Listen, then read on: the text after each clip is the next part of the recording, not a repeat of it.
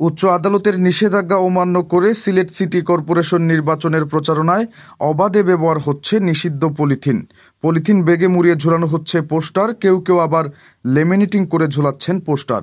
নির্বাচনী প্রচারণায় পলিথিনের ব্যবহার মারাত্মক পরিবেশ দূষণের কারণ হয়ে দাঁড়িয়েছে বলে দাবি করছেন সচেতন মহল। কেউ পলিথিন দিয়ে মুড়িয়ে পোস্টার লাগালে তা ছিঁড়ে ফেলতে পুলিশ ও ভ্রাম্যমাণ আদালতকে নির্দেশ দিয়েছেন প্রধান নির্বাচন কমিশনার কাজী হাবিবুল আওয়াল। সিলেট সিটি কর্পোরেশন নির্বাচনে প্রার্থীদের মধ্যে গত 2 জুন প্রতীক বরাদ্দ দেওয়া হয়। প্রতীক পেয়েই প্রচারণায় নেমে পড়েন মেয়র ও কাউন্সিলর প্রার্থীরা। বিকেলের মধ্যে নগরীর বিভিন্ন স্থানে প্রার্থীদের কর্মী সমর্থকরা পোস্টার লাগান, কিন্তু রাতে বৃষ্টি হওয়ায় ভিজে পড়ে যায় পোস্টারগুলো। এরপর থেকে বৃষ্টিতে নষ্ট হওয়ার ভয়ে প্রার্থীরা পলিথিন বেগে মুড়িয়ে পোস্টার ঝুলানো শুরু করেন। পলিথিনের প্যাকেটে পোস্টার ঢুকিয়ে রশিতে বেঁধে ঝুলানো হয় পোস্টার। নগরীর ব্যস্ততম সড়ক থেকে শুরু করে অলিগলিতেও শোভা পাচ্ছে এমন পোস্টার। অনেকে আবার অধিক টেকসই করতে পোস্টার লেমিনেটিং করে ঝুলাচ্ছেন।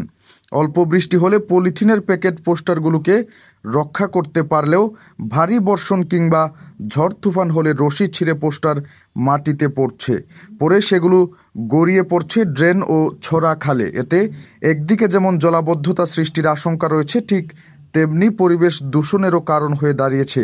তাই সচেতন মহল থেকে নির্বাচনী প্রচারণায় পলিথিন ও প্লাস্টিকের ব্যবহার রোধের দাবি উঠেছে। এদিকে পলিথিন ও প্লাস্টিকের ব্যবহারে পরিবেশ দূষণের পাশাপাশি উচ্চস্বরে মাইকিংয়ের কারণে শব্দ দূষণও মারাত্মক আকার ধারণ করেছে। বেলা 2টা বাজতেই সকল মেয়র ও কাউন্সিলর প্রার্থী মাইক দিয়ে প্রচারণা শুরু করছেন। অনেকে প্রচার গাড়ি কিংবা রিকশায় একাধিক মাইক লাগিয়ে প্রচারণা চালাচ্ছেন। যদিও নির্বাচন কমিশনের বিধান অনুযায়ী একটির বেশি লাগানোতে নিষেধাজ্ঞা রয়েছে। প্রার্থীদের পক্ষে উচ্চ আওয়াজে নানা স্লোগান ও গান দিয়ে চলছে প্রচারণা। এতে শব্দ দূষণে অতিষ্ঠ হয়ে উঠেছেন নগরবাসী। সবচেয়ে বেশি দূষণের শিকার হচ্ছেন অসুস্থ ও শিক্ষার্থীরা। এসব দূষণ বন্ধে দাবি উঠলেও স্থানীয় প্রশাসন সম্পূর্ণ নীরব রয়েছে। সিলেট নগরীর জেল রোডের বাসিন্দা কলেজ শিক্ষার্থী সোনিয়া আক্তার জানান, বেলা 2টা বাজতেই শুরু হয় মাইকিং।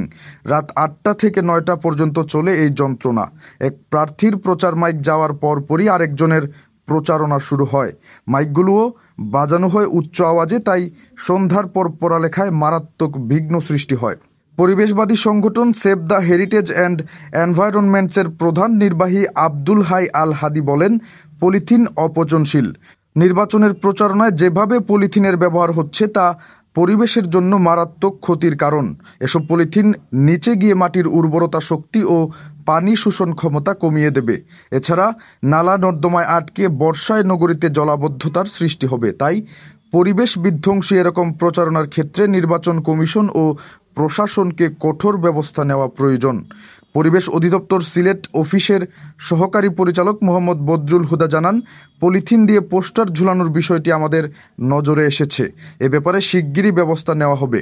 এদিকে নির্বাচনী প্রচারণায় পরিবেশ দূষণের বিষয়টি প্রধান নির্বাচন কমিশনার কাজী হাবিবুল আওয়ালের দৃষ্টিগোচর করা হলে তিনি বলেন, পোস্টার লাগানোর ব্যাপারে আইন আছে। কোনো প্রার্থী পলিথিনে মুড়িয়ে পোস্টার লাগাতে পারবেন না। পলিথিন একটা বৈশ্বিক সমস্যা, এটা পরিবেশের জন্য মারাত্মক ক্ষতিকারক। কেউ পলিথিন ব্যবহার করে পোস্টার লাগালে পুলিশ ও ভ্রাম্যমাণ আদালত তা ছিঁড়ে ফেলতে পারে।